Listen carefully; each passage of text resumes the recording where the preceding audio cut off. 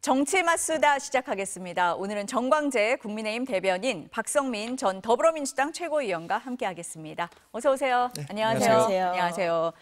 윤석열 전 대통령이 3시간 뒤에 한남동 관저를 떠나서 서초동 사저로 이동합니다. 파면 선고 일주일 만인데요. 이동하면서 윤 전 대통령이 메시지를 낼지 관심입니다. 대변인님 어떻게 보세요? 아직 지금 정해진 바가 없다라는 메시지가 나왔는데 그래도 지지하는 분들이 그 사저 주변에서 모여 계시니까 잠깐이라도 인사하는 시간이 있지 않을까 저는 이렇게 예상해 봅니다. 근데 거기에서 나오는 메시지가 무엇일까에 대한 관심이 더 큽니다. 적극적인 정치와 관련한 메시지를 낼 건지 아니면은 이렇게 나와주신 분들에 대한 감사의 메시지 정도만 전할 건지 이 부분이 굉장히 관심인데 바람직한 것은 아무래도 파면된 대통령으로서 정치적 메시지를 적극적으로 낸다는 것 자체가 이렇게 고운 시각으로 받아들여질 것 같지는 않습니다. 그래서 감사의 메시지 정도만 전하고 앞으로도 그런 모습을 보이는 게 적절하다라는 생각은 전 개인적으로는 하는데 워낙 좀 예측 불가능한 영역이 있기 때문에 윤석열 전 대통령이 어떤 메시지를 내놓을지 관심을 갖고 지켜보고 있습니다. 어쨌든 대변인님은 입장 발표 정도는 있을 거다라고 보시는 거네요. 그럴 것 같습니다. 네. 왜냐하면 그동안 대중 앞에 나올 수 있는 기회가 전혀 없었잖아요. 지난번 구속 취소 이후에는 실제적으로 이렇게 방송에 노출되거나 한 장면이 없었는데 어떤 식으로든 지지했던 분들에게 그동안 서면 메시지 정도만 했지만 육성 메시지 정도를 하시지 않을까? 그럴 가능성이 더 크다고 보는 거죠. 예전에 박근혜 전 대통령 같은 경우는 차 안에서 이제 손인사하는 정도, 이 정도였는데 최고위원님은 어떻게 보세요? 저도 메시지를 낼 수도 있다라는 생각이 드는데 내는죠. 네, 근데 문제는 내용인 거죠. 왜냐하면 이제 메시지를 낼 때 어떤 국민 전체를 향해서 이제 죄송하다라든지 아니면 본인의 잘못을 좀 인정하는 어떤 겸허한 말들이 나왔으면 좋겠는데 사실 대통령이 파면되고 나서도 냈던 메시지를 보면 본인의 지지자들의 노고를 치하하는 그런 말들을 했거든요. 혹은 국민들 곁에 있겠다라고 했지만 결국 이런 모든 메시지에는 헌재 판결에 대한 승복도 빠져 있었고 혹은 계엄에 대한 사과도 빠져 있었기 때문에 대통령이 또다시 메시지를 낸다라고 해도 윤석열 전 대통령의 입에서 나오는 그 말들이 결국 국민들을 향한 메시지라기보다는 본인의 지지층들만을 겨냥한 정치적인 의도가 담긴 메시지일 가능성이 높다 이렇게 보입니다. 어쨌든 두 분 다 입장 발표는 있을 것 같은데 그 내용이 뭘지 그게 더 관심이다 이렇게 말씀을 하셨습니다. 그 서초동 사저가 공동주택이잖아요. 다음 주 월요일에 형사재판도 있고 한데 경호 얘기가 많이 나옵니다. 어떻게 보세요? 그렇죠. 지금 그 사저로 옮기는 과정이 만 일주일 됐는데 그 기간도 과거 박근혜 전 대통령보다는 긴 기간이어서 여러 뒷이야기를 낳기도 했습니다만 경호나 보안이 굉장히 중요한 이슈잖아요. 전직 대통령으로서. 그런데 지난 그 관저가 완공되기 전까지 윤석열 전 대통령이 사저에서 용산 대통령 집무실로 6개월 정도는 이른바 이제 출퇴근을 했었던 거죠. 네. 그렇기 때문에 경호와 관련한 문제는 일정 부분 보완이 된 것으로 알고 있습니다. 또 경호동을 인근 사무실을 빌려서 경호동으로 활용하겠다라고 했는데 전 그보다 더 큰 관심은 반려견 반려묘가 11마리나 된단 말이에요. 이게 아시겠지만 집에서 반려견이나 반려묘 기르다 보면 이 데리고 다니기가 굉장히 어렵거든요. 그런 문제들을 고려하고 또 경호도 사실 공동주택보다는 단독주택에 가 있는 게 훨씬 편하니까 그걸 좀 장기적으로 고려한다면 새로운 사저를 물색하지 않을까요? 그렇게 예상해 봅니다. 저는. 그 주변에서 시위가 있을 거다 이런 얘기들도 있어서 경호 얘기 또 주민 불편 얘기 이런 게 같이 나오는 것 같긴 하거든요. 네, 아마 입주민들도 좀 긴장을 하고 계실 것 같습니다. 왜냐하면 이게 또 주상복합 건물이라고 하는 데다가 그냥 통상 이제 보통의 주민들이 살고 계신 주거 공간인데 아무래도 사실 오늘만 해도 시위가 예정되어 있다 이런 이야기가 들리더라고요. 근데 이게 한 단체에서만 하는 게 아니라 아무래도 윤 전 대통령의 지지자 측과 반대하는 측 이렇게 나뉘어서 또 시위가 동시에 진행이 된다라고 본다면 사실은 이게 인근에 사는 분들 포함해서 뭐 주민분들 입장에서는 아이들의 뭐 등하교라든지 이제 여러 가지 이제 고민되는 부분들이 있고 걱정되는 부분들이 있다는 겁니다. 그래서 그러다 보니까 이제 제3의 장소를 물색해야 된다라는 얘기가 나오기는 하는데 어쨌든 중요한 건 뭐 그 누구도 다치지 않게 안전하게 해야 되는 게 중요할 것 같고요. 근데 그것과 별개로 제가 좀 주목했던 것은 윤석열 전 대통령이 이제야 관저를 나가는데 그 관저에서 있었던 시간 동안 사실은 정말 조용히 짐만 싸도 모자랄 시간에 계속해서 사람들을 불러들여서 관저 정치를 벌였다라는 것도 문제고 이럴 거면 저는 솔직히 세금을 토해놓고 가야 된다라는 생각이 듭니다. 그 외에도 이제 공동주택으로 다시 이제 서초동으로 가는데 이때 이 가는 과정에서도 경호처가 상당히 좀 난감해했다라는 거예요. 경호 계획을 세우기가 쉽지가 않아서. 근데 이 과정에서 뭐 김건희 씨가 약간 적극적으로 계속 이 서초동 얘기를 하게 되면서 좀 난감해했다라는 보도도 나오는 걸 보면서 아직까지도 어떤 이 윤석열 전 대통령 부부가 좀 골칫거리로 작용을 하고 있는 게 아닌가 싶습니다. 지금 최 의원님 말씀을 하셨는데 파면된 뒤에 관저로 뭐 국민의힘 의원들도 갔었고 뭐 이철우 경북지사도 찾아갔었고 그렇잖아요. 그래서 관저 정치 얘기가 나왔는데 그러면 서초동으로 옮긴 다음에 이제 사저 정치로 갈 거다 이렇게 보시는 거예요? 어떠세요? 아니 뭐 관저에서도 계속 네. 사람을 불렀는데 서초동이라고 못 부르겠습니까? 더 편하게 부를 수도 있다. 계속 부르겠죠. 뭐 이미 뭐 지금 앞에 가 계실 분들도 저는 있을 거라고 보고요. 지금 보면 그리고 뭐 정치인들만 만난 게 아니라 또 뭐 전한길 씨 이런 분들도 만났다라고 얘기가 전해지고 그러다 보면 뭐 나중에는 어떤 극우 유튜버들도 불러드릴 수도 있고 여러 가지 가능성이 지금 다 있는 거 아니겠습니까? 근데 핵심은 염치가 있어야 된다라는 거죠. 이제 윤석열 전 대통령이 어쨌든 파면을 당했고 지금 그게 결코 가벼운 잘못으로 파면이 당한 게 아님에도 불구하고 계속 이런 식으로 정치적 영향력을 끼치려고 하는 행태나 아니면 어떤 이 본인을 만나러 왔거나 만나자고 해서 만난 인사들을 향해서 어떤 선거 얘기를 하거나 아니면 애써달라라고 이야기를 하는 것 자체가 현실 정치에 대한 명백한 개입이고 저는 윤석열 전 대통령이 자중을 해야 될 때지 이런 식으로 본인의 정치적인 영향력을 계속 키워갈 때가 아니다라고 보입니다. 대변인님 어떠세요? 사저 정치 할 거다? 아니다.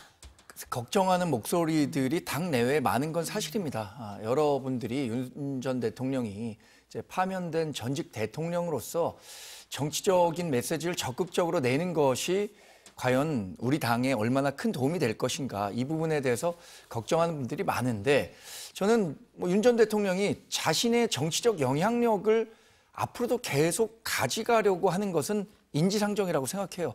전직 대통령, 특히 권력을 한때 잡았던 사람이라면 그 권력의 단맛이 얼마나 달콤한지 알 거 아니겠습니까?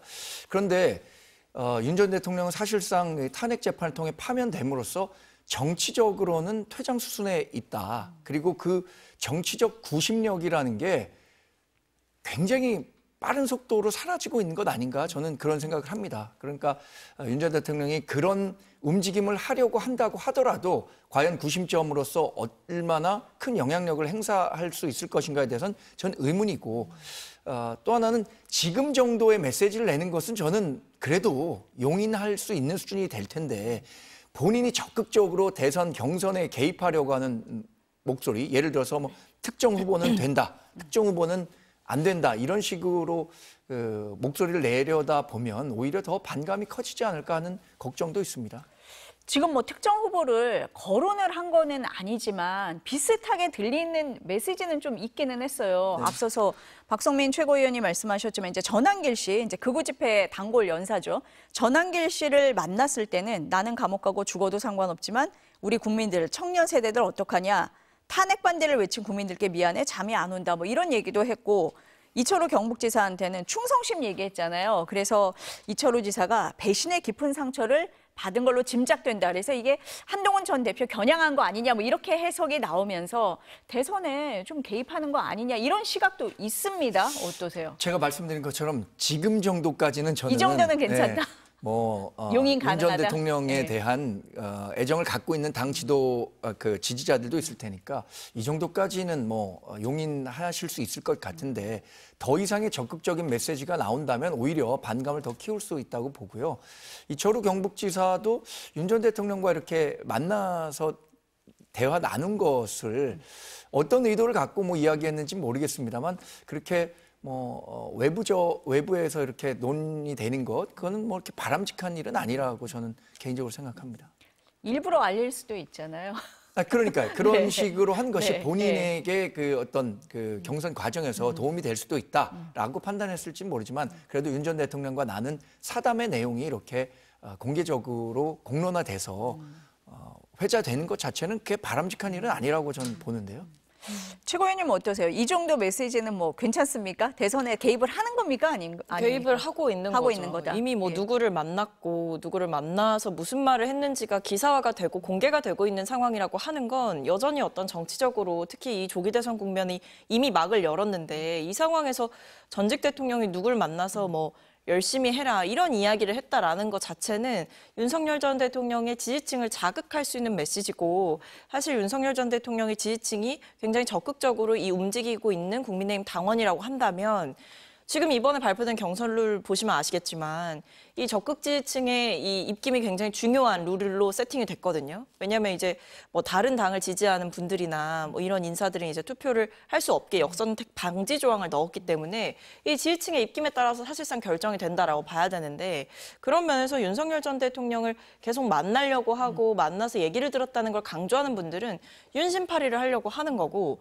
윤석열 전 대통령도 거기에 지금 적극적으로 응하고 있고 사실은 뭐 나경원 의원 같은 경우에는 본인이 만나자고 했다고 하지 않습니까? 이런 것만 봐도 아직 윤석열 전 대통령은 이제 본인이 탄핵당한 전직 대통령이라는 사실을 제대로 인정하지 않는 것이 아닌가라는 생각이 들 정도로 이 현실 감각이 굉장히 떨어진다 이런 생각이 듭니다.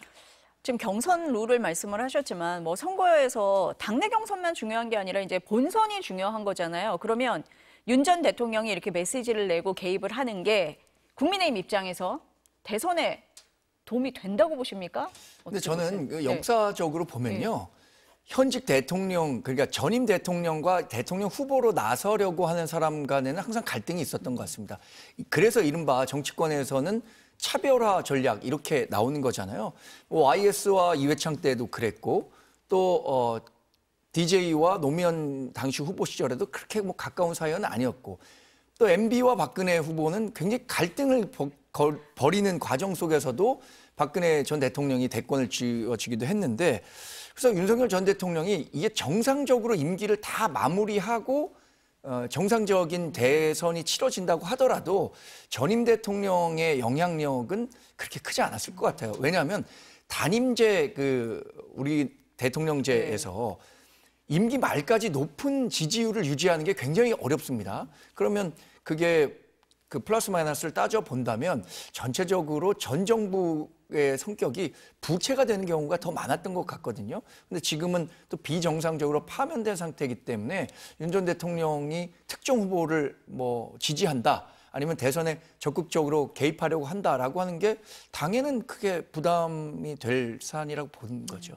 저 이게 윤심팔이를 하게 되면 결국 이 대선을 윤석열 전 대통령과 같이 치르겠다라는 거고 근데 사실 이번 조기 대선은 윤석열 전 대통령이 헌법을 위반하는 이 중대한 일을 저질렀기 때문에 치러지는 선거인 거거든요. 이런 상황에서 이 귀책 사유가 있는 사람을 끌어안고 선거를 치르겠다라고 하는 일부 후보들의 어떤 이런 정치적인 계산이 제가 봤을 때는 국민들 입장에서 굉장히 괘씸하다 이런 생각이 드실 것 같고 그리고 아직까지도 이 윤석열 전 대통령에 대한 어떤 출당 조치나 뭐 제명 조치 이런 것도 당에서 못했잖아요.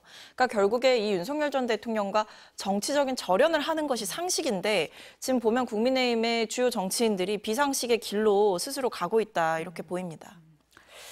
지금 이제 윤 전 대통령 뭐 오늘 오후에 이제 관저 떠난다 이런 말씀을 드렸는데 대통령 경호처 직원들이요. 윤 전 대통령 파면 후에도 경호처 지휘하고 있는 김성훈 차장의 사퇴를 요구하면서 연판장을 돌리고 있습니다. 언론 보도가 다 되고 있는데 일일이 만나서 서명을 받는데 하루에만 200명이 서명을 했다. 뭐 이런 얘기가 나오고 경호처가 사병 집단이라는 오명과 함께 존폐 기로에 서 있다.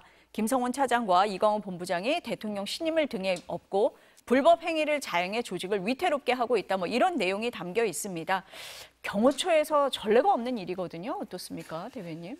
전례가 없는 일이죠. 그런데 현직 대통령이 체포되는 것도 전례가 없었기 때문에 그 과정에서 경호처의 역할이 부각됐고 이 부분에 대한 책임을 묻는 문제니까 당연히 이 사안도 전례가 없는 일이죠.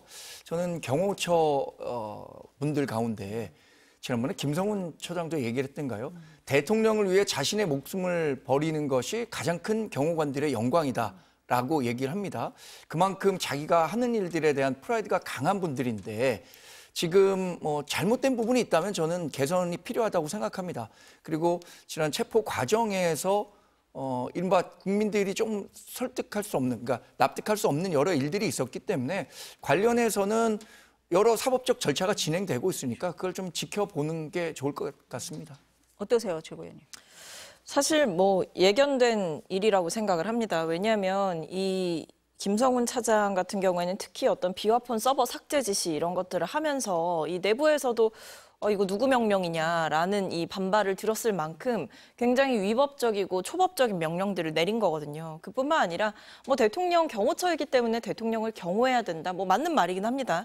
근데 그건 대통령의 신변에 위해가 가해질 때 한정해서 볼 수가 있는 일인 거고 대통령이라 할지라도 헌법 위에 법 위에 있을 수가 없는 거거든요. 근데 결국에 그 체포영장이 집행됐던 거는 윤석열 전 대통령이 정당한 설명과 어떤 사유를 제시하지도 않고 계속해서 이 조사에 불응하다 보니까 체포영장까지 발부가 됐던 거고 그 체포의 정당성 역시도 인정을 받았던 바가 있습니다. 그러니까 체포가 불법이었다고 한다면 법원에서 영장을 안 내줬겠죠. 근데 영장이 나왔고 그 영장을 집행하러 간 그 시점에 경호처를 동원해서 윤석열 전 대통령의 이 체포를 막는 일이 있었는데 결국 그 부분에서 저는 경호처 내부 인사들이 다 폭발을 한 거라고 봅니다. 더 이상은 참을 수 없다. 왜냐하면 이미 그전부터도 사실 이 정도까지 연판장 돌릴 정도면 그전부터도 윤석열 정권 내내 이 경호처 안에서 불만이 쌓여 있었을 가능성이 높아요. 근데 저는 그 분노가 터지는 그 지점은 결국 그 체포 저지 명령이었을 것이고 그 명령에 불복했던 이 경호처 직원을 징계하는 일이 있지 않았습니까? 그러니까 이 일을 보면서 이 경호처 내부 분위기가 굉장히 심상치 않아지는 과정으로 가는 거죠. 그래서 이것만큼은 우리가 더 이상 두고 볼 수 없다라는 생각 하에서 지금 뭐 하루 만에 200명이라고 하는데 지금 보면 내부에서는 거의 뭐 400명까지도 갈 것 같다 이렇게 얘기가 나오더라고요. 지켜보시면 알 것 같습니다. 최고위원님 말씀하신 것처럼 그전부터 좀 경호처 안에 이런 불만들이 있었고 또 간부를 해고한다라는 그 부분에서 더 좀 반발이 컸다 이렇게 볼 수가 있겠습니다. 이번 주에 가장 뜨거웠던 뉴스를 꼽으라고 하면은 한덕수 권한대행이 대통령 몫의 헌법재판관을 지명한 거라고 할 수 있을 것 같습니다. 논란이 거셌는데요. 민주당에서 위헌이 분명하다 그러고 최근에 불거진 한덕수 대행의 출마설까지 거론을 했습니다. 들어보시겠습니다. 어제 국회 입법조사처가 한덕수 총리의 대통령 목 헌법재판관 지명은 위헌이라고 유권 해석했습니다. 당연하고 상식적인 해석입니다. 한덕수 총리의 헌법재판관 지명이 정당성 없다는 사실이 재확인됐습니다. 민생 위기 숨통 띄우기 위해 여야를 막론하고 적극 협의하겠다고 했던 한덕수 총리는 대권 욕심에 푹 빠져서 민생은 뒷전입니다. 지금 헌재 헌법소원과 또 지명 효력정지 가처분 신청이 접수가 됐고 헌재가 심리에 착수했다. 이제 이렇게 보도가 나왔습니다. 가처분 신청의 경우에는 뭐 결론이 좀 빨리 나올 수도 있잖아요. 이 상황 어떻게 보세요, 대변인? 일단 4월 18일에 두 분의 헌법재판관 분들의 임기가 종료되잖아요. 두 사람 몫을 이제 한덕수 권한대행이 지명한 셈인데 박찬대 원내대표가 설명한 것과는 달리 위헌적이라고 했지만 위헌 여부를 판단하는 건 결국 저는 헌법재판소가 나중에 판단할 영역이라고 생각합니다. 정치적인 논란거리는 될 수 있다고 생각합니다. 과거에는 대통령 몫을 대통령 권한대행이 임명하지 않았는데 왜 이번에 임명했느냐 이런 식의 문제 제기는 가능하다고 생각하지만 위헌적이라고 생각하지는 않습니다. 그래서 이것과 관련한 판단은 결국에는 헌재에서 판결을 받아봐야 할 거고요. 가처분 신청과 관련해서도 이게 뭐 이르면 3, 4일 안에 나올 수 있기 때문에 4월 18일 두 분의 헌법재판관이 퇴임하기 전에 결과가 나올 수 있다. 이렇게 전망하는 분도 있지만 저는 이번에 주심을 마은혁 재판관이 맡게 되는데 마은혁 재판관은 임명 전부터 정치적 편향성과 관련해서 많은 국민 여러분이 또 문제를 제기한 부분도 있잖아요. 이것을 서둘러서 결론을 내릴 경우에 오히려 헌재가 정치적 논란으로부터 더 자유로워질 수 없는 것 아니냐라는 생각을 하고 있어서 어떤 판결을 내릴지 한번 지켜는 보겠습니다만 이게 이른 시기에 가처분 결과가 나오지는 않을 것 같다는 생각입니다. 헌재 판단을 조금 지켜봐야 된다라는 입장이시고 어떻게 보셨어요, 이 사안을? 일단은 네.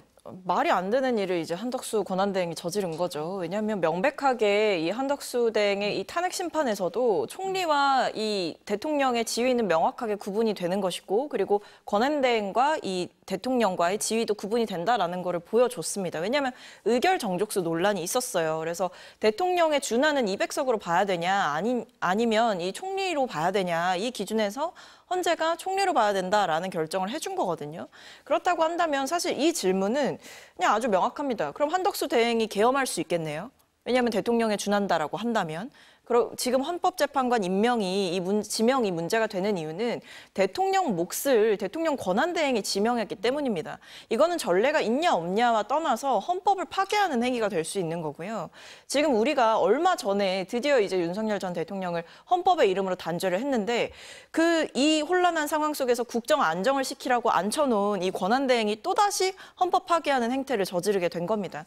이거는 이제 형식도 문제고요. 내용도 문제인데 이완규 법제처장 같은 경우에는 누가 봐도 자격이 없는 후보자인데 이 사람을 심지어 대통령 몫으로 지명을 한다라는 것 자체가 이렇게 어떤 내랑 공범으로, 사실은 내랑 방조범이나 공모자로 지금 지목이 되고 있는 상황에 윤석열 전 대통령의 몇십 년 직위를 이렇게 앉힌다라는 것 자체가 한덕수 대행이 누가 봐도 지금 윤석열의 아바타로서 전 역할을 하고 있다, 이렇게 보이고요.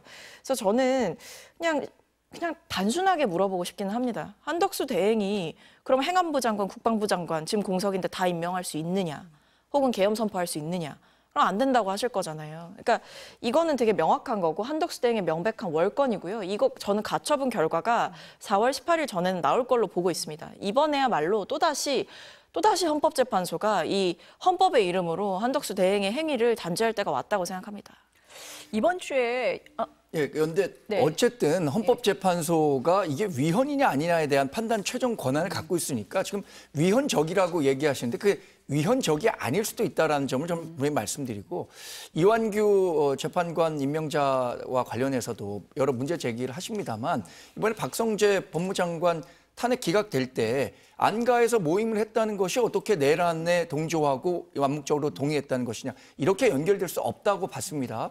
이완규 후보자도 분명히 이게 내란과 관련해서 기소될 만한 내용이 전혀 아니라고 생각한다고 말씀드렸고, 또 하나는 이분이 윤석열 전 대통령과 친하다, 79학번 대학교 동기이기 때문에 안 된다라는 것은 사실 윤석열 전 대통령이 대전 고검장에서 검찰총장으로 영전할 때 그 인사에 대해서 반대하고 검찰 나온 분이 이 재판관 후보자입니다. 그러니까 그것을 뭐 개인적 친소 관계로 확대 해석할 수는 없고, 자격과 관련해서는 마은혁 재판관도 이번에 임명했잖아요. 이념적으로 좀 여러 문제 제기를 했었던 분인데, 그러니까 그런 맥락에서는 함께 임명하는 게 그렇게 무리라고 판단하지는 않거든요, 저는.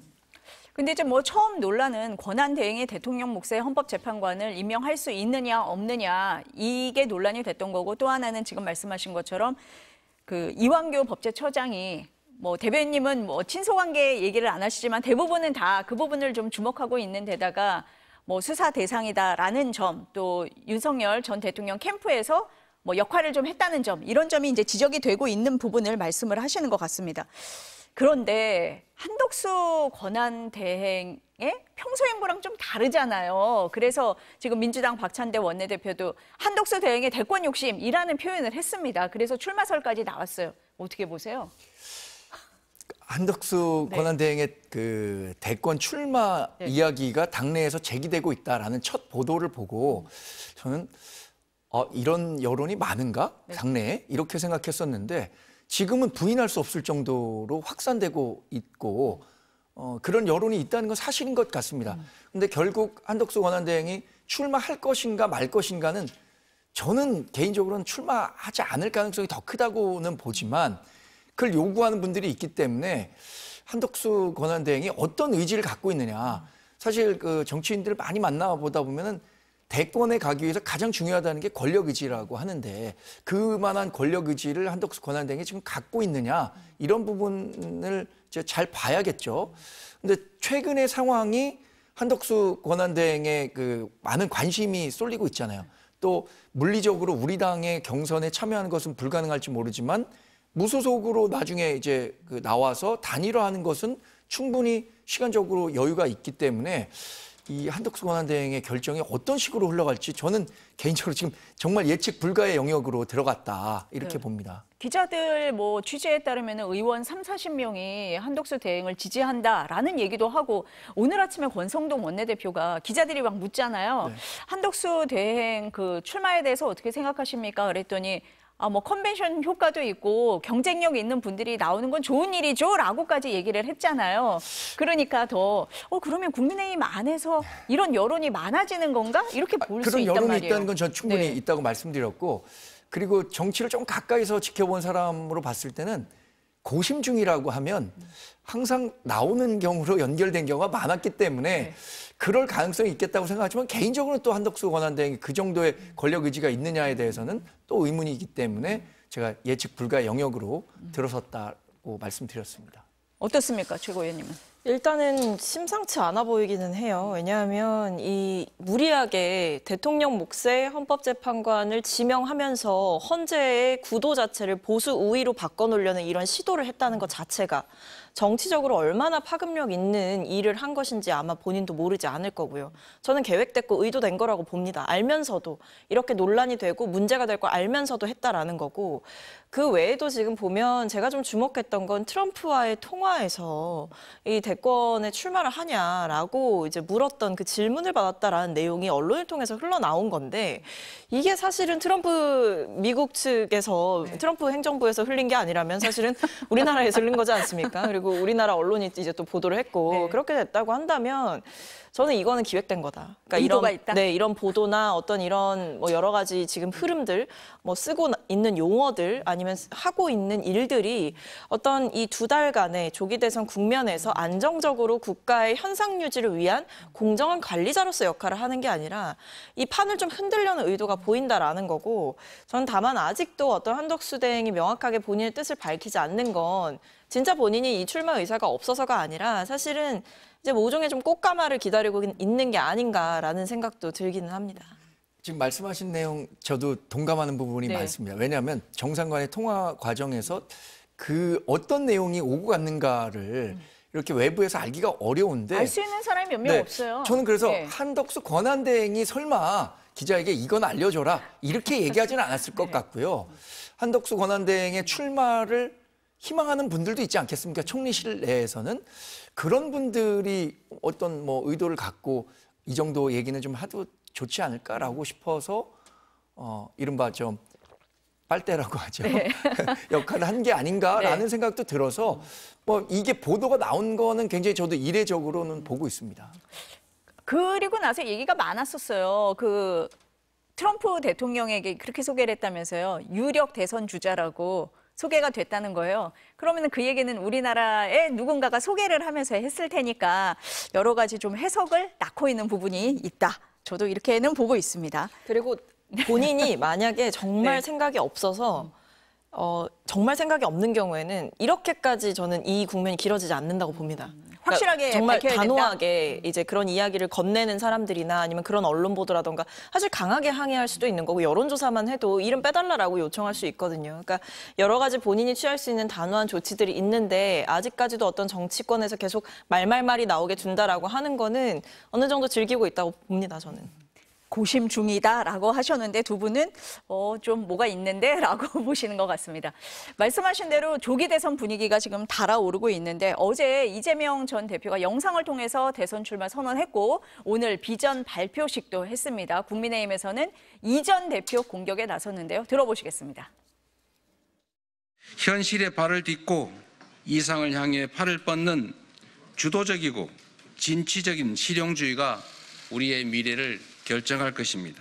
이번 대선을 대한민국이 새 희망의 미래를 여는 레벨업의 전기로 만들겠습니다. 70년의 위대한 성취를 넘어 대한민국이 세계를 주도하는 새 시대를 개척하겠습니다. 이것이 바로 K-이니셔티브의 비전입니다. 영상 속에서 웃는 얼굴로는 이재명 세력이 풍기는 정치적 피비린내를 감출 수는 없습니다. 본인이 말한 K민주주의에서 K는 코리아가 아니라 킬인 것입니다. 지금 대한민국은 정상국가부터 되어야 합니다. 윤 대통령은 탄핵으로 법의 심판을 받았습니다. 이제 이재명 대표가 국민의 심판을 받을 차례입니다. 이재명의 퇴장이 정상국가의 첫걸음입니다.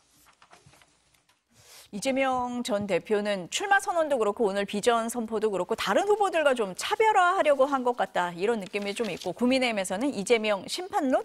이걸 내세우는 느낌입니다. 어떻습니까, 대변인님? 이재명 전 대표 심판론은요. 네. 저는 우리 당이 갖고 있는 가장 유효한 대선 전략이라고 봅니다. 이재명 전 대표가 지난 3년간 조금 더 거슬러 올라가면 한 10년 정도 중앙 정치를 했는데 한국 정치 논란의 중심에 항상 이재명 전 대표가 있었거든요. 실제로 지난 2022년 대선이 끝난 다음에도 일반적으로는 대선에 패한 사람들이 정치적 숙려 기간을 갖고 다시 재기를 하게 되는데 그런 기간 전혀 없이 다시 국회의원이 되고 당대표가 되면서 마치 대선에 불복하는 듯한 모습을 보인 측면, 그게 결국에는 이렇게 그 윤석열 대통령이 불법적인 계엄을 하는 계기가 됐다라는 평가도 가능할 것 같거든요. 그런 측면에서 이재명 전 대표가 해왔던 정치적인 그 행위에 대한 심판이 필요하다고 생각하고요. 2조 심판론 지난번 실패하지 않았느냐, 민주당에서 많은 얘기를 합니다. 근데 저는 2조 심판론이 완벽한 실패였다고 생각하지는 않습니다. 당시에 2조 심판론이 있었기 때문에 그나마 개헌선이라도 지킬 수 있는 108석을 만들 수 있었다고 보기 때문에 뭐 이재명 대표 심판론 갖고 어떻게 대선을 치러서 승리할 수 있을 것인가라는 문제 제기도 필요하지만 저는 그것이 역시 가장 유효한 전략이기 때문에 당에서 또 당 지도부에서도 연일 그런 메시지를 내고 있다고 보고 있습니다. 어떻습니까, 최고위원님? 저는 무효한 전략이라고 보고 있습니다. 이재명 심판론이라는 거는 일단 기본적으로 이번 선거는 뭐냐, 윤석열 심판론인 거고 윤석열과 공범들을 심판해야 된다, 이 생각으로 치러지는 선거입니다. 왜냐하면 조기 대선이지 않습니까? 대통령이 탄핵을 당했기 때문에 치러지는 선거고 그 탄핵당한 이유가 12.3 불법 계엄 때문입니다. 근데 그 과정에서 국민의힘 당론 뭐였습니까? 탄핵은 반대해야 된다가 당론이었고요. 심지어 처음에 탄핵안 자체가 성립되지 않는 일도 있었습니다. 표결 당시에. 그리고 실제로 12.3 계엄 날에 국민의힘 의원들 대다수는 어디 계셨죠? 당사에 계셨죠. 그때 국민의힘 의원들 말고 민주당 의원들은 담 넘고 뭐 경찰들이랑 싸우고 눈 피해가지고 다 들어와서 계엄 해제 표결에 다 참여를 했었습니다. 근데 그래 놓고 이제 와서 윤석열 전 대통령의 탄핵은 반대하고 그리고 대통령이 뭐 외로우셔서 그랬을 거다 이런 이야기도 뭐 의원총회에서 나왔었고 심지어 파면된 뒤에도 윤석열 전 대통령이 파면된 뒤에도 원내 투톱이라고 할 수 있는 이 비대위원장과 원내대표가 달려가서 만났고 그 자리에서 대선 승리를 다짐한다라고 하는 것 자체가 국민의힘이 아직도 이 번지수를 잘못 찾았고 오답노트를 전혀 안 쓰고 있다. 저는 이 생각이 듭니다. 아니 다음 시험 치자고 계속 시험지만 달라고 닥달할 게 아니라 오답노트부터 제대로 써야 되는 게 맞는 거죠. 근데 지금 보면 아직까지 어떤 이 계엄에 대해서 본인들의 확실한 입장 그리고 이 본인들이 반대했던 그 탄핵에 대한 제대로 된 반성 이런 것들이 지금 없는 상황이기 때문에 지금 이렇게 대통령이 파면이 됐음에도 불구하고 대통령과 절연하기보다는 다시 윤석열 전 대통령과 일심동체되고 있는 이 국면을 보면서 이러면서 무슨 이재명 심판론을 내세우는지, 그리고 저는 오히려 국민의힘에서 계속 이재명 심판론을 내세울수록 오히려 국민들 머릿속에는 이재명 대표가 더 생각이 날 거라고 저는 생각합니다. 유효한 카드다, 무효한 카드다 이렇게 두 분이 진단을 하셨습니다. 민심은 어떨까요? 오늘 나온 한국갤럽 여론조사 보시겠습니다. 장내 정치 지도자 선호도를 보면요. 이재명 후보죠, 이제 37%, 김문수 후보 9%가 나왔고요.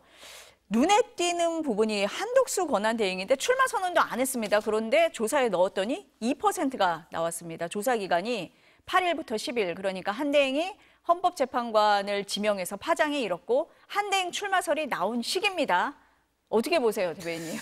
왜 한덕수 권한대행의 대권 출마 가능성은 조금씩 높아진다고 봐야죠. 저는 개인적으로는 나오지 않을 가능성이 크다고 판단했지만 여러 가지 주변 정황만 놓고 본다면 출마 가능성은 높아지고 있는 건 사실입니다. 저는 조사에서 굉장히 유념해서 본 게 김문수 전 장관이 지금 범보수 진영에서 가장 높은 지지율을 갖고 있는데 조금 전에 나경원 의원이 대통령이 대통령 출마해보면 어떻겠느냐라고 권유를 했다고 해서 출마를 선언했습니다. 그렇게 됐을 때 김문수 전 장관이 갖고 있는 저 지지율이 과연 그대로 유지할 수 있을 것인지 아니면 나경원 의원에게 상당 부분이 가서 탄핵에 반대했던 이른바 반탄 진영의 표가 어떻게 갈 것인가 이게 앞으로는 더 중요한 관전 포인트가 되지 않을까 싶습니다. 아마 나경원 의원이 이번에 출마 선언을 하면서 가장 당황한 사람은 김문수 전 장관이 아닐까 이런 생각도 해봅니다. 아니 어떤 분들은 그 말씀도 하시더라고요. 한덕수 권한대행 출마설이 나오면서 가장 타격을 받는 사람도 김문수 전 장관이 아니겠느냐 이렇게도 말씀을 하시더라고요. 그러니까 그 네. 김문수 전 장관이 갖고 있는 지금의 지지율이 사실 윤석열 전 대통령에 대한 탄핵을 반대했던 우리 당 강성 지지자들이 그대로 투영돼 갖고 지지율로 나왔는데 그래서 뭐 이렇게 얘기하잖아요. 발광체와 피사체 중에 김문수 전 장관은 자체 발광했다기보다는 윤석열 전 대통령의 지지가 이렇게 반사돼서 연결됐었는데 그 중간에 예를 들어서 한덕수 권한대행이든 나경원 의원이 그 빛을 차단해 버리면 김문수 전 장관 같은 경우에는 상당히 좀 본인이 생각했던 구도와는 다르게 가지 않을까 이런 생각을 하는 거죠. 그러면은 이 시간이 갈수록 일단 대변인님은 김문수 후보, 김문수 전 장관이 지지도에서는 가장 큰 타격을 받을 걸로 본다.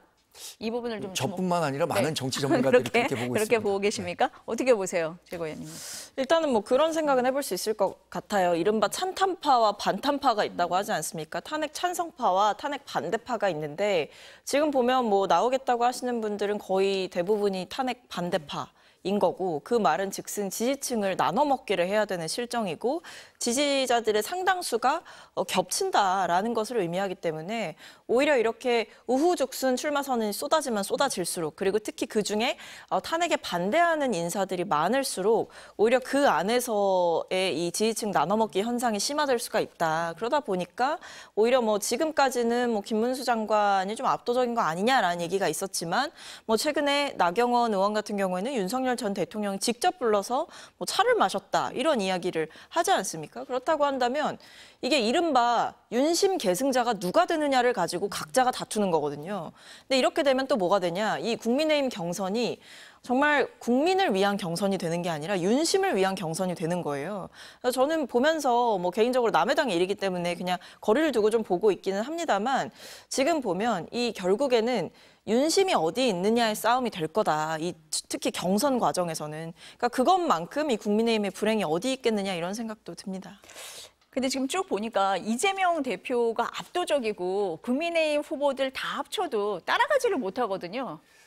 뭐 그거는 네. 뭐 객관적 수치가 네, 사실로 수치는 연결되고 그렇습니다. 있는 건데 네. 근데 이렇게 볼 수 있을 것 같아요. 3월 말부터 지금까지 연결된 일련의 정치 행위들, 뭐 사법적 판결들이 이재명 전 대표에게 굉장히 유리한 황금기입니다. 3월 26일 선거법 2심에서 무죄 받았고요. 4월 4일에 있었던 윤석열 전 대통령 탄핵 재판에서 8대0 탄핵이 인용됐단 말이에요. 그러면 지금 민주당 지지자들은 결집될 대로 이재명 대표 한 사람으로 결집돼 있다고 보거든요. 근데 지금의 그 지지율이 그러면 대선 국면이 본격화돼서 특히 우리 당의 후보가 한 명으로 결정이 돼서 1대1 구도가 됐을 때 그대로 유지될 수 있을 것인가? 저는 그때는 완전히 다른 판이 될 거라고 예상하기 때문에 지금의 지지율 갖고 우리 당이 이번에 대선 치르기 어렵겠구나. 이런 패배주의는 안 된다고 생각하고요. 정말로 5월 4일 이후에 그러니까 우리 당의 후보가 한 명으로 정해진 이후에는 다른 판이 연출될 것이다. 이렇게 확신하고 있습니다. 후보가 정해진 다음에 다시 한번 봐달라. 정당 지지도 한번 보겠습니다. 정당 지지도를 보면요. 민주당이 41%, 국민의힘 30%인데요.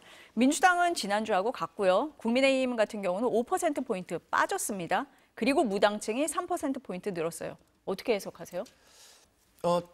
파면으로 인한 우리 당의 결집력이 조금 이완됐다. 그래서 이렇게 설문조사에도 좀 덜 적극적으로 응했고 그리고 중도층에서도 파면한 대통령을 배출한 정당에 대한 평가 당장 뭐 우호적일 수는 없는 거죠. 그런 부분이 작용했다고 보는데 여전히 뭐 오차 범위 내에서의 변화, 그러니까 우리 당 지지율 말입니다. 네. 그 변화이기 때문에 일희일비할 일은 아니라고 생각합니다. 조금 더 지켜보겠다. 어떻습니까? 그러니까 보수층에서도 지지철의 움직임이 있다라고 볼 수가 있는 거죠. 그러니까 그동안 보면 뭐 탄핵 국면, 그러니까 선고가 나오기 전에는 굉장히 보수 지지층이 좀 결집하는 모양새를 보여줬는데 지금 보면 일단 국민의힘 지지도 자체도 5%포인트 하락을 했다라고 하고 심지어는 이제 무당층이 늘어나고 있다라고 하면 이 보수를 지지하다가 이제 빠져서 어떤 본인의 지지를 적극적으로 철회하는 사람들이 늘어났다라고 볼 수가 있는 거거든요. 그래서 저는 지금처럼 국민의힘이 윤석열 전 대통령의 파면 이후에도 어떤 윤석열 전 대통령과 정치적인 절연도 하지 못하고 그동안의 정치 노선도 획기적으로 바꾸지 못하는 이런 답보 상태의 정치적인 선택을 계속해서 이어가고 심지어 이것이 경선 과정에서 이른바 윤심파리 때문에 더욱더 심화된다라고 한다면 저는 보수 지지층의 지지 철회가 더 이어질 수 있다고 보고 있습니다. 국민의힘 같은 경우는 경선 규칙이 정해졌잖아요. 1차에서 4명, 그리고 2차에서 2명으로 줄인다. 그리고 앞서서 최고위원님 말씀하신 역선택 방지 조항이 들어갔는데 유승민 전 의원이 굉장히 반발을 하고 출마 여부까지 검토한다라고 하는데 굉장히 그렇게 중요한 사안입니까? 어떻게 보세요? 역선택 방지 조항이 있느냐 없느냐는 유승민 전 의원에게는 대단히 중요한 변수입니다. 왜냐하면은 범보수 진영의 후보를 전 국민 대상으로 물어본다면 유승민 전 의원이 굉장히 높은 평가를 받는 반면에 우리 당을 지지하거나 무당층인 사람들만 좁혀놓고 본다면 유 전 의원에 대해서 이렇게 좋은 평가를 한 분들이 굉장히 적어집니다. 그러면 이번처럼 역선택, 당신은 어느 정당을 지지합니까? 라고 해서 국민의힘이나 무당층만 놓고 이 결과를 본다면 유승민 전 의원 같은 경우에 4강 안에 들어갈 가능성이 그만큼 적어진다라고 평가할 수밖에 없겠죠. 근데 역선택은 반드시 는 필요하다고 봅니다. 지금처럼 이렇게 정치적 의식이 특히 민주당 지지자는 분들은 정치의식이 굉장히 높은데 우리 당 경선에 어떤 식으로든 영향을 주려고 하는 분들이 좀 계신 것 같아요. 그래서 역선택 조항은 전 뭐 필수적이라고 보고 앞으로 그 결선 투표가 도입되는데 이거는 지난 2021년 그때는 경선에 결선 투표가 없었거든요. 그렇죠.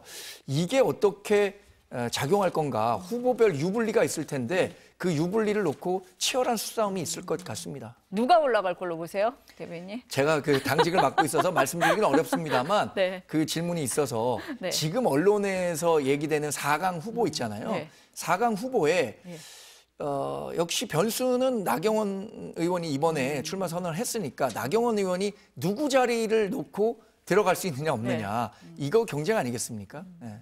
그게 제일 변수다. 예. 어떻게 보세요? 글쎄요, 저는 뭐 일단은 방금 우리가 얘기했던 그 역선택 방지 조항에 대해서 반발하는 이 후보들의 이야기를 보면 결국 이게 국민의힘 지지자들을 대상으로 하는 그냥 그런 여론조사에 불과하다 이렇게 보는 거예요. 그러니까 말로만 어떤 국민 참여, 뭐 국민 경선 뭐 이렇게 이야기를 하지만 사실 뭐 국민 여론조사라고 해도 결국에는 국민들을 전체적으로 대상으로 하는 게 아니라 강성 지지층 혹은 적극 투표층 이건 결국 국민의힘 지지층이 될 수밖에 없는 거고 지지 정당에서도 국민의힘을 꼽거나 아니면 없다라고 하는 사람만 들어갈 수 있다라는 건 결국 이제 여론조사 전화 돌아가고 하면 다들 아시겠지만 이제 받는 분들만 받고 특히 이제 적극적으로 움직이실 분들은 또 이 정치 성향이 분명하신 분들이 많거든요. 그렇기 때문에 이건 결국에 이른바 이제 탄핵에 찬성했던 파들, 찬탄파를 솎아내기 위한 룰이지 않을까라는 생각이 들어서 지금 보면 어떤 그동안 당내 지지층들에게 좀 낙인을 찍혀가면서까지 그래도 상식적인 이야기를 했던 인사들이 거의 다 사실은 경선에서 좀 웃는 결과는 얻기가 어렵지 않을까 그렇게 생각이 됩니다. 그럼 누가 올라갈 것 같으세요? 저는 뭐 일단은 당직이 아니시니까 남의 당 얘기니까요. 뭐 사실 저도 남의 당 얘기라고 그렇게 관심을 두고 있지는 않습니다만, 근데 지금 보면 뭐 많이 거론이 되는 게 이제 홍준표 대구시장 얘기가 많이 나오고. 김문수 장관 얘기가 나오고 그리고 뭐 한동훈 전 대표 그다음에 오세훈 시장 뭐 등등 얘기가 나오는데 일단 저도 근데 이게 예측 자체가 어려운 게 너무 후보가 많습니다. 사실 나경원 의원 같은 경우에도 출마를 검토하고 있나 없나 그러니까 이 정도에서 사실 멈춰 있었던 건데 출마 선언을 하기도 하고 지금 보면 우후죽순 출마 선언이 나와서 제가 요즘 국민의힘 분들 만나면 물어보는 게 그래서 13명이냐 20명이냐 제가 여쭤보거든요. 그러니까 지금 후보군들이 계속 나오고 있어서 조금 더 상황을 보고 다시 말씀드려야 될 것 같습니다. 그러면 최고위원님도 대변인님 말씀하신 것처럼 나경원 의원이 변수가 된다 이렇게 보세요? 될 수 있다고 봅니다. 네, 워낙 뭐 정치를 오래 하기도 하셨고, 그러니까 인지도가 이제 지지층들 사이에서 있고, 사실 보면 굉장히 좀 강하게 투쟁을 하셨거든요, 이번에. 그러니까 그런 흐름이 중도층에게는, 그리고 뭐 민주당 지지층에게는 굉장히 좀 부적절한 행보다 이렇게 보이는데, 오히려 강성 지지층들 사이에서는 우리의 정말 강력한 우군이다, 이렇게 봤을 수도 있습니다. 그러다 보니까 김문수 장관과 포지션이 겹친다고 볼 수도 있겠죠. 그런데 TV 드라마도 네. 시청률이 높으려면요. 네. 누구도 예상할 수 없는 결말이 나와야 됩니다. 네. 그리고 우리 당 얘기를 좀 하자면 네. 어쨌든 이재명 전 민주당 대표가 후보로 나오는 상황에서 이재명 전 대표를 누가 이길 수 있느냐 이런 전략적인 선택을 하는 시기가 도래했다. 뭐 우리 당을 지지하는 분과 또 무당층, 그러니까 민주당을 지지하지 않는 분들은 그런 고민을 본격적으로 하는 시기에 돌입했다. 네. 그래서 그 결과를 뭐 지금에 나와 있는 여론조사로 예측하기는 어렵다 이렇게 봅니다. 저도 궁금해집니다. 네, 두 분 말씀 오늘 여기까지 듣겠습니다. 감사합니다.